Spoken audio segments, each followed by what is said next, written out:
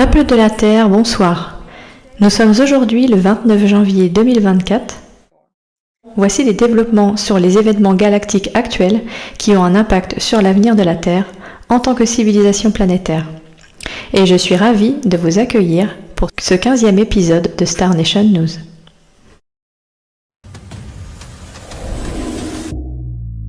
Fédération galactique des mondes. Après que l'Alliance Nataru a commencé son offensive sur plusieurs avant-postes Siakar dans divers secteurs de Nataru, et que le signal a été donné à toutes les alliances de résistance planétaire de la galaxie de prendre les armes, le gouvernement Jaya a clairement affirmé sa position du côté de l'Alliance. L'ambassadeur de Tal, Agvaru, nous donne un compte-rendu détaillé des événements en cours sur Taali Ara. Taali Ara fait partie du système stellaire Jaya, et c'est ma planète natale. Les Terriens ont nommé Jaya Alcyone, d'après un personnage de leur ancienne mythologie. Jaya est le véritable nom de mon étoile natale. Je suis l'ambassadeur Tal Agvaru, affecté sur Taali Ara par la Fédération galactique des mondes. Mon rôle est de créer des liens diplomatiques entre le gouvernement de Taali Ara et le premier conseil de la Fédération galactique des mondes. Taali Ara, mon monde natal, a toujours été dirigé par un régime tyrannique, les Taal Shiar, qui s'est rangé du côté des ennemis de l'Alliance dès le début.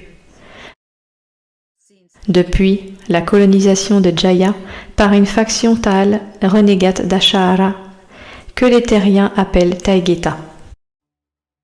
Le gouvernement de Taali Ara s'est vu offrir la protection de la Fédération galactique des mondes s'il rompait tous ses anciens accords avec l'Empire Siakar, ainsi qu'une période de probation pour l'entrée de Taali Ara en tant que monde membre de la Fédération galactique des mondes. Le gouvernement de Taali Ara a franchi le pas officiellement et a résilié tous les accords diplomatiques, politiques et commerciaux avec Tuban, le siège de l'Empire Siakar. Cet acte en fait un candidat à l'adhésion à la Fédération galactique des mondes, après une période probatoire durant laquelle le gouvernement de Taali Ara devra prouver que son monde est géré avec équité, liberté de pensée et d'action, et de la même manière la plus prospère au bénéfice de l'ensemble de la population de la planète. Cette période de probation a commencé. Tous les contingents de la force Taali Ara ont tourné leur flotte contre les avant-postes Siakar dans le système stellaire Jaya, avec l'aide armée de la Fédération galactique des mondes, juste après que toute la présence civile ait été évacuée en toute sécurité. La Fédération galactique des mondes dispose d'un arsenal d'immenses arches qu'elle peut déplacer dans n'importe quel système stellaire lorsqu'il y a un besoin d'évacuer des populations en danger d'extinction.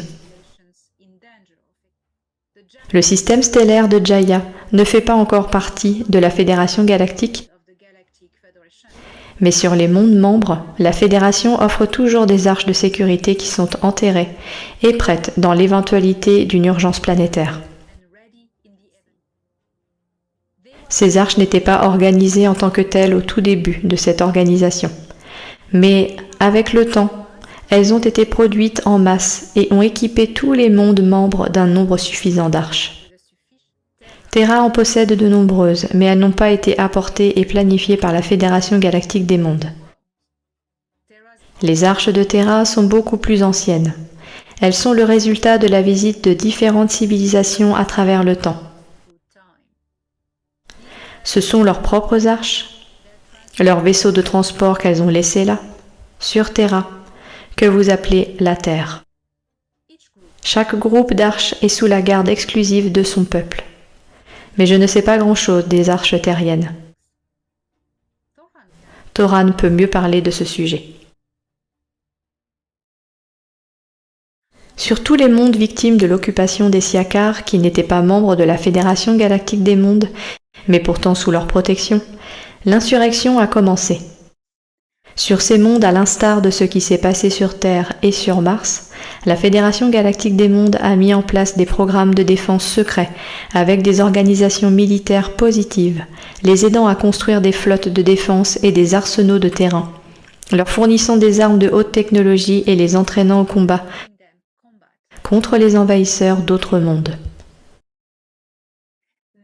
C'est ce qu'on appelle les alliances planétaires, comme l'Alliance terrestre, l'Alliance martienne, etc.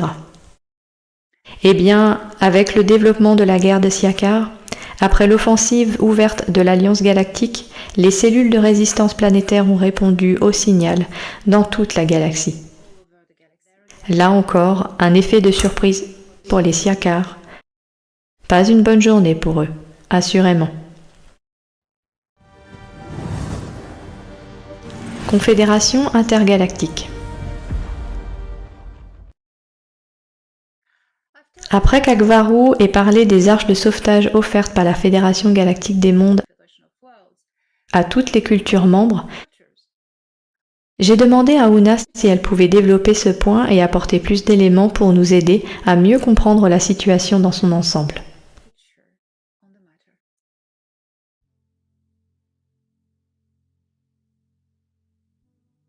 Je suis Una, émissaire altéane pour les Seeders, les semeurs.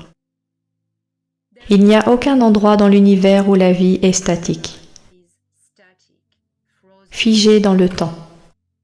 Les Anarim savent jouer avec les règles du cosmos, mais nous, les Altéans, sommes profondément attachés au respect de ces règles. Car ce sont des règles naturelles auxquelles toute la création se conforme. Sur un monde nouvellement accepté par une structure galactique ou intergalactique, protectrice et inclusive, un soutien technologique et spirituel est apporté à toutes les populations menacées d'extinction massive. Nous ne donnons jamais l'immortalité, mais nous offrons une autre chance de vivre, une opportunité pour la vie de prospérer et de s'étendre.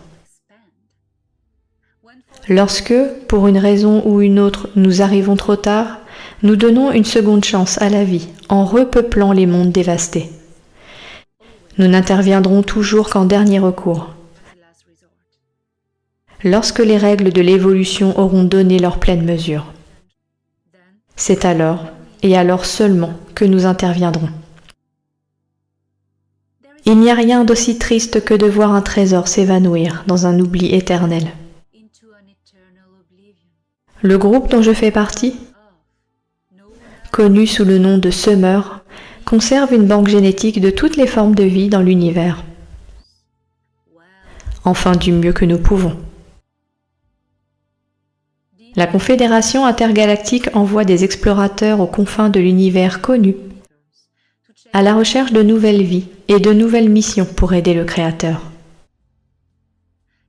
Il est vrai que nous fournissons également au monde que nous visitons quelques arches qui ne répondent qu'à notre propre génétique, afin que les cultures indigènes n'utilisent pas ces vaisseaux à des fins malheureuses. Les arches que nous fournissons ne sont pas toutes basées sur le monde en question, mais lorsque c'est possible, nous les cachons sur d'autres planètes de leur système stellaire ou en orbite haute. Ainsi, ils ne peuvent pas les atteindre. Seules les personnes qui ont construit ces arches peuvent les activer et les piloter. Par exemple, les Altéans ne peuvent piloter que la technologie altéane. Les Ashai ne peuvent piloter que la technologie Ashai. Les Chregu ne peuvent piloter que la technologie Chreg, et ainsi de suite. Personne ne peut prendre le contrôle d'arches qui ne sont pas de son lien génétique. Tout comme la Fédération Galactique des Mondes le fait, nous fournissons également ces arches de sauvetage. Il y aura toujours un équipage qui suivra les cycles d'incarnation de la planète et qui se tiendra prêt à tout moment. Ces équipages ne révèlent jamais leur identité. Ils restent dans la protection par le silence et la discrétion, car ils sont beaucoup traqués pour leur clé génétique. Mais rassurez-vous, alors qu'il y a encore une dizaine d'années, l'avenir de la Terre restait instable. Des événements ont changé la face du futur. Désormais, la menace d'extinction a été éradiquée. Depuis que la ruche des Nébous a été désactivée et détruite, les Siakars expulsés et l'alliance des Six démantelée. Il n'y a plus de risque pour les populations de la Terre, et nos arches ressurgiront des profondeurs de la Terre et des océans, et descendront du ciel, car elles seront offertes au peuple de la Terre comme lieu d'enseignement dans tous les domaines, lorsque le grand rassemblement se produira. Vous l'appellerez le grand contact civil mondial. Nous nous réjouissons, car bientôt, nous serons ensemble. Un mot de l'émissaire.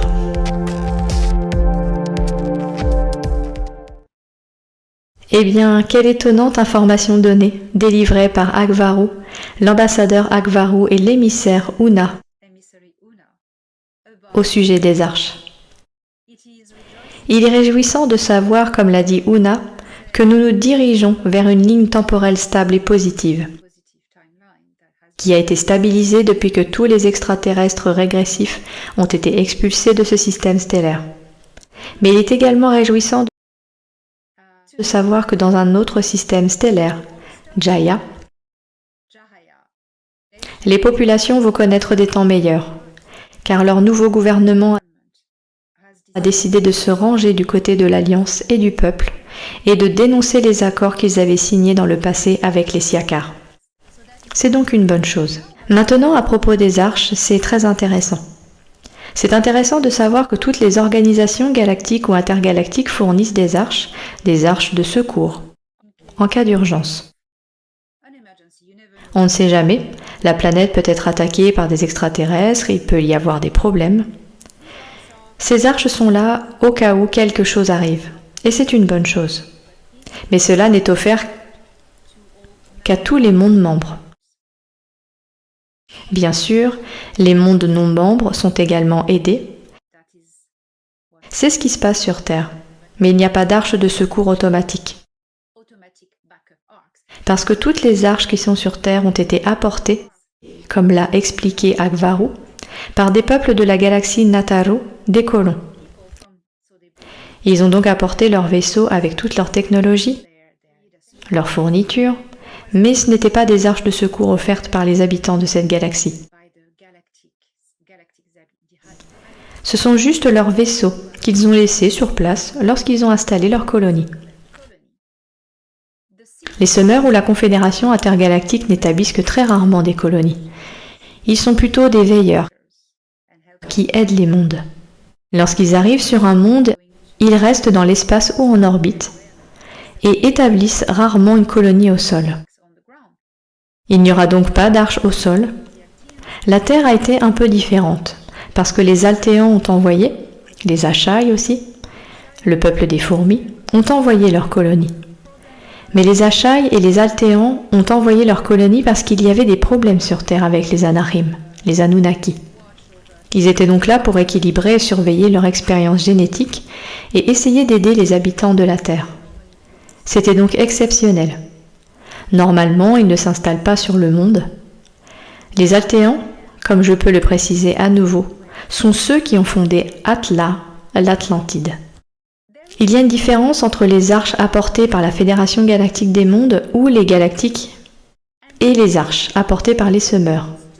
Ce sont deux types d'arches différentes, totalement différentes.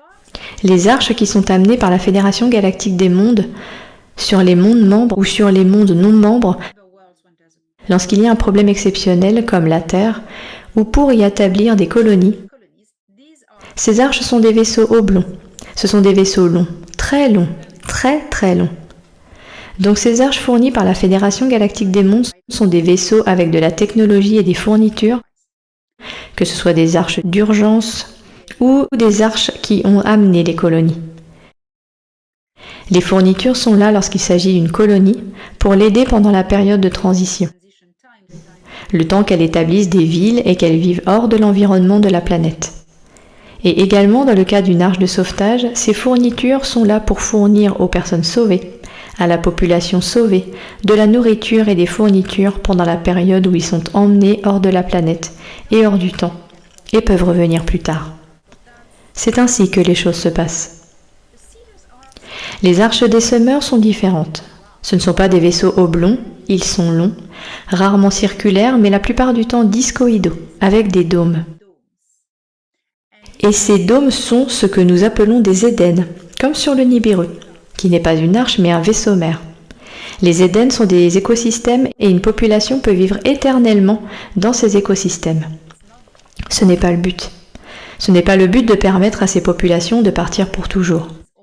C'est toujours une solution temporaire, soit pour être ramené sur le monde dans un temps futur, soit pour accélérer le temps, soit pour être amené sur une autre planète hospitalière, si par exemple le monde est détruit et invivable, vous savez. Parfois il vaut mieux aller sur une autre planète qui a été préparée, terraformée, au lieu d'attendre la terraformation de la planète détruite, parce que la terraformation prend du temps. Quoi qu'il en soit, deux types d'arches différentes. La Fédération galactique des mondes, des arches oblongues et des fournitures technologiques. Les Seeders ou Semeurs, des arches rondes ou discoïdales avec des dômes et des biosphères sur elles. Voilà, c'est à peu près tout. À propos des équipages, c'était très intéressant. Très intéressant. J'ai déjà abordé ces sujets à de nombreuses reprises, mais il est toujours bon de le rappeler. Ces arches ne peuvent être activées et pilotées que par la culture qui les a pilotées, créées et amenées là. C'est un lien génétique, c'est une liaison génétique. C'est un lien génétique et de conscience. Les altéans ne peuvent activer et piloter que des arches altéanes. Les pléiadiens ne peuvent activer et piloter que des arches pléiadiennes, par exemple. Personne ne peut prendre en charge les arches de quelqu'un d'autre parce qu'il n'a pas la bonne génétique et la bonne conscience. Ce qui a été mentionné également ici, c'est que les équipages assignés aux arches, dont la génétique et la conscience sont interfacées avec les arches, vont se réincarner suivant les cycles d'incarnation sur la planète, se tenant prêts à tout moment, comme l'a dit Una. En suivant les cycles de l'incarnation, comment cela fonctionne-t-il ? Parce qu'il faut une clé génétique. Alors comment s'incarne-t-on dans des corps terrestres qui sont des corps terrestres ? Eh bien, parce que ces corps terrestres ont une génétique forte, ils sont les descendants d'anciennes colonies, et ils peuvent aussi avoir été hybridés d'une manière très douce et holographique non invasive, je veux dire leurs parents, pour pouvoir présenter le pourcentage génétique requis nécessaire pour activer les arches. Il y a des gens sur cette planète qui ont des clés génétiques de plusieurs, même des populations qui sont capables d'activer différentes arches, et ces gens sont très rares. Ces équipages se réincarneront, se tiendront prêts, et parfois ils ne se souviendront pas de qui ils sont, mais parfois ils s'en souviendront. Lorsque les temps seront comme douteux, comme ils l'ont été récemment, vous feriez mieux de vous rappeler qui vous êtes, les gars, parce que vous ne savez jamais, vous pourriez avoir besoin et devoir y aller, vous savez. Certains ont des corps en stase dans ces arches. Toutes les arches n'ont pas de corps en stase. Les anarim le font beaucoup. Ils font des avatars et des avatars en stase souvent. Il s'agira donc d'un transfert de conscience. Si vous êtes un pilote Anunnaki, vous aurez un transfert de conscience, ce qui signifie que ce corps mourra, qu'il se désactivera et que vous transférerez votre conscience à l'équipage. C'est ainsi que cela fonctionne. Les équipages ne révèlent jamais qui ils sont, et pour une raison, c'est que l'état profond a traqué ces gens, comme l'a dit Una, depuis toujours pour essayer d'obtenir les clés génétiques et la conscience, parce que vous avez besoin de l'âme et de la génétique pour activer la technologie. Cela n'a pas vraiment fonctionné. Ces équipages sont donc très discrets, ils savent, une fois qu'ils se souviennent de qui ils sont, qu'ils ne doivent pas parler, qu'ils ne doivent pas révéler qui ils sont, qu'ils doivent passer inaperçus, vous voyez. J'espère que vous passerez un bon moment et que vous vous amuserez bien avec toutes ces révélations. Et je vous donne rendez-vous la semaine prochaine pour un nouvel épisode de Star Nation News.